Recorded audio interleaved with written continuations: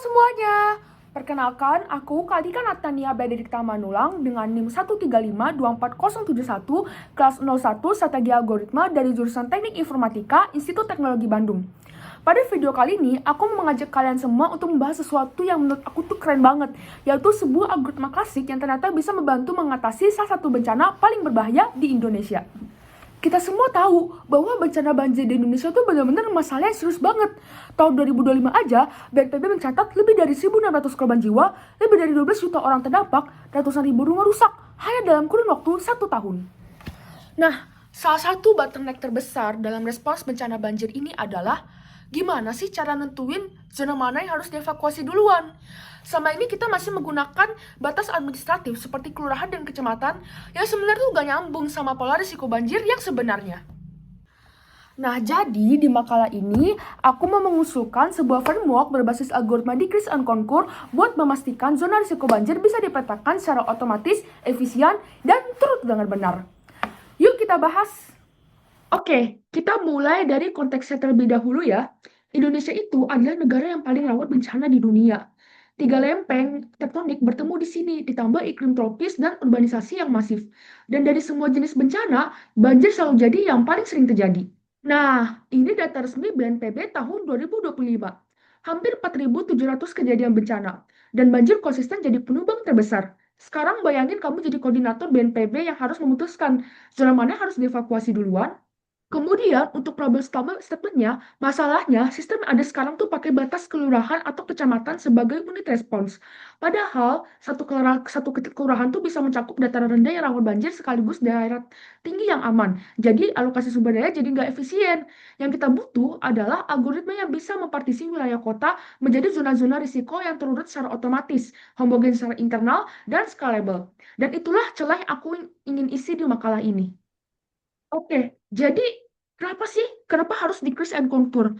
Nah, beda sama divide and conquer yang bagi masalah jadi banyak sub masalah, decrease and conquer itu setiap langkah kita cuma perlu ngurus satu sub masalah yang lebih kecil. Nah, bisa dilihat pada tabel satu ini, di sini ada 3 varian decrease and conquer.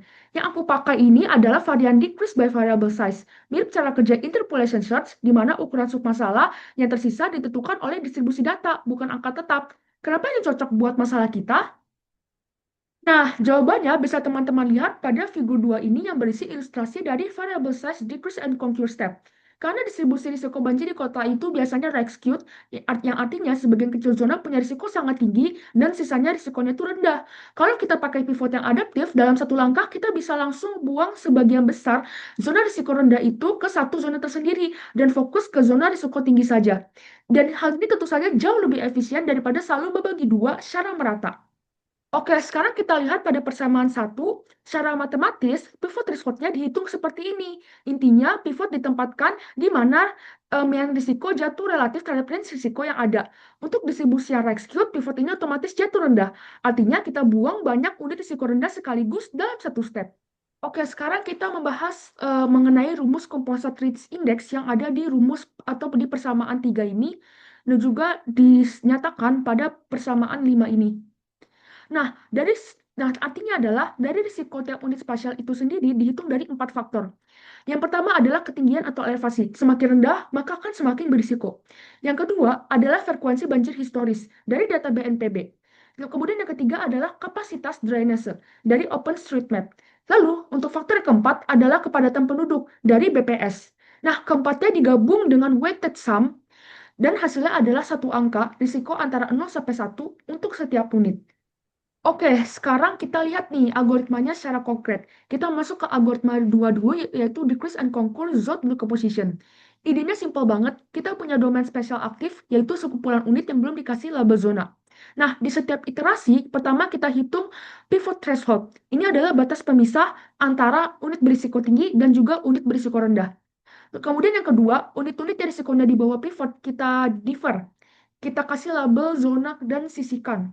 Nah, ketiga, unit-unit yang risikonya di atas pivot kita retain, yaitu ini yang kita bawa ke iterasi berikutnya. Kita ulang terus sampai jumlah unit yang aktif itu turun di bawah threshold granularitas G. Nah, bagian yang paling penting itu adalah di algoritma ketiga, yaitu complete pivot ini. Ada dua safety guard di sini buat mencegah partisi yang degenerate. Pertama, minimal fraction alpha, yang menjamin setidaknya ada 5% unit yang selalu dibuang per stepnya. Kedua, tahu di cap di air sort kedua dari belakang, yang menjamin minimal ada 2 unit yang masih tersisa di retained set. Kemudian bagaimana dengan kompleksitasnya? Bisa dilihat pada persamaan 12 ini karena bahwa kompleksitasnya itu adalah ON. Karena setiap step, domain berkurang minimal alpha kali ukuran saat ini. Dan dengan alpha 0,05 yang tetap, total work-nya konvergen ke ON per alpha yang sama dengan ON. Memorinya juga ON. Dan implementasinya fully iteratif, nggak ada call stack overhead. Nah, sekarang kita lihat nih implementasinya langsung. Jadi programnya tuh ditulis dalam Python dan strukturnya modular kayak gini. Ada 4 modul utama. Yang pertama adalah modul risk index untuk normalisasi dan perhitungan composite risk index. Kemudian ada modul algorithm, yaitu yang berisi core decrease and conquer dan baseline brute force-nya. Kemudian ada modul simulation yang berisi synthetic data generator dan experiment evaluator. Kemudian ada modul visualization yang berisi semua charting dan zone map-nya. Nah, sekarang coba kita jalankan ya.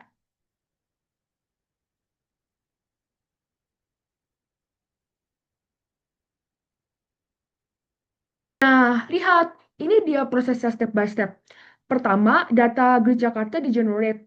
Terus, composite risk index-nya dihitung.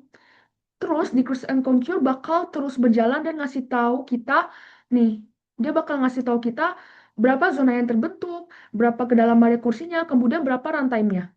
Nah, ini lanjutan dari hasil atau output dari terminalnya ya, bisa dilihat. Nah, dan ini hasil visualisasinya, yaitu heatmap risiko banjir di Jakarta.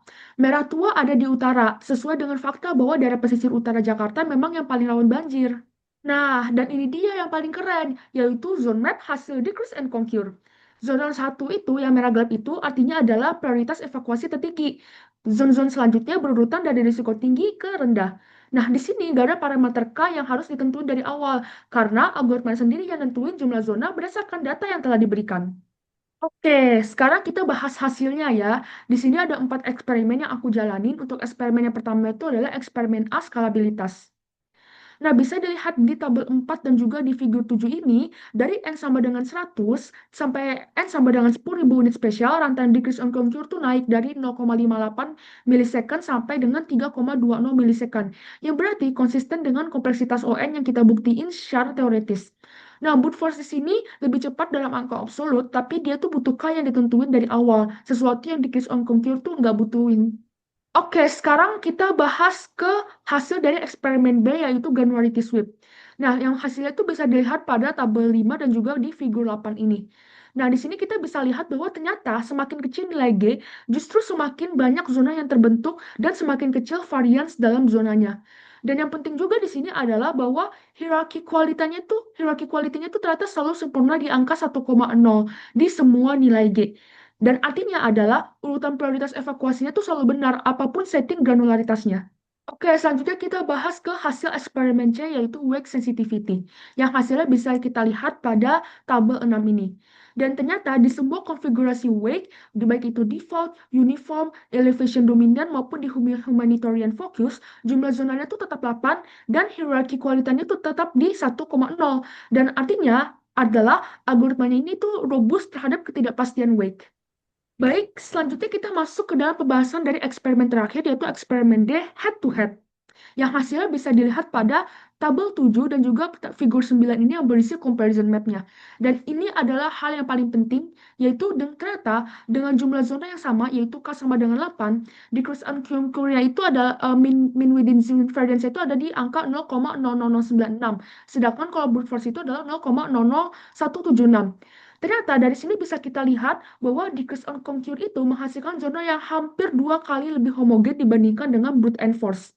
Dan kita bisa lihat juga di zone map-nya adalah bahwa ternyata decrease on contour ini dia itu berhasil mengkonsentrasikan zona risiko tinggi di pesisir utara dengan jauh lebih presisi dibandingkan dengan uniform grid.